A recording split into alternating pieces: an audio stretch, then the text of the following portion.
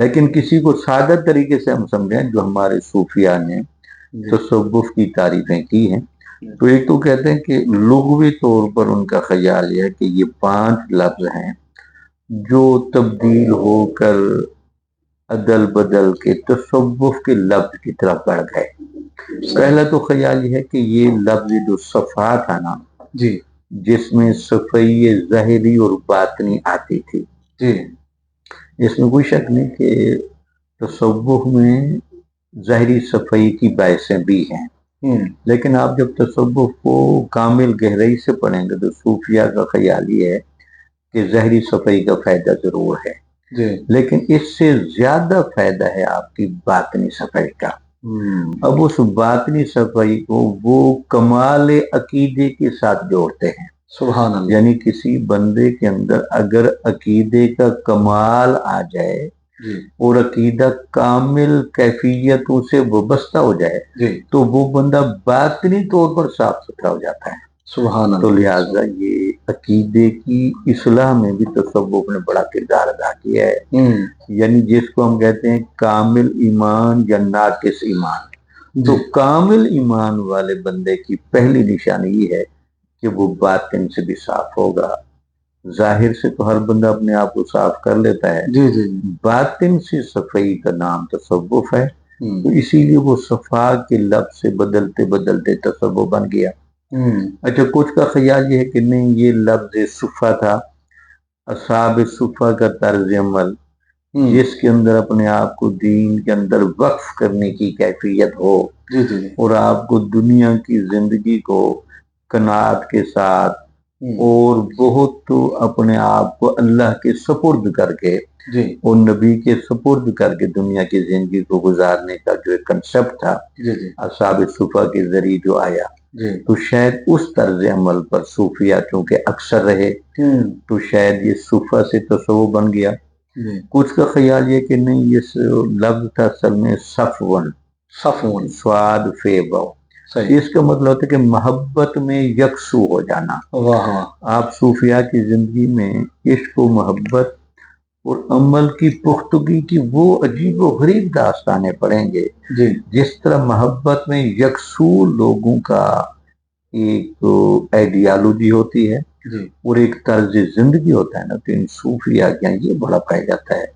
اللہ اور اس کے رسول کی محبت پر ان کو کہیں آپ کمپرومائز کرتے نہیں دیکھیں، ہمیشہ اللہ کی محبت، اللہ کے رسول صلی اللہ علیہ وسلم کی محبت اور دین کی محبت ان پر ہمیشہ آپ کو غالب نظر ہے۔ اور چوتھا خیال یہ کہ یہ لفظ صفن سے نکلا تھا، اور صف کا معنی ہوتا ہے درجہ۔ اب وہ درجے کے تعین میں دو قول کرتے ہیں کہ یہ جو صوفی لوگ ہوتے ہیں بعد جماعت نماز کے اہتمام میں ہمیشہ سب سے اول میں نظر آئیں گے، یا پھر قیامت کے روز انبیاء کے بعد جو صف ہوگی وہ انہی صالحین اور ذاکرین اور ابرار کی ہوگی، اس وجہ سے ان کو کہتے ہیں صف والے۔ تو لفظ صف سے تصوف بن گیا۔ یہ تو ہیں اس کے لغوی معنی جو ہمارے ہاں، جس کو شوق ہو تو میرے سامنے کتاب بھی ہے حقیقت تصوف، شیخ الاسلام پروفیسر ڈاکٹر محمد طاہر القادری صاحب کی، اس کے اندر بھی یہ بحث بڑی خوبصورتی کے ساتھ کی گئی ہے۔ صفحہ نمبر ہے جی 77، تو صفحہ نمبر 77 اور 78 سے لے کر یہاں اس کتاب میں صفحہ نمبر 82 تک، 82 تک، یہ 5 اقوال بھی لکھے ہیں اور اس پر حواشی بھی لگائے گئے ہیں۔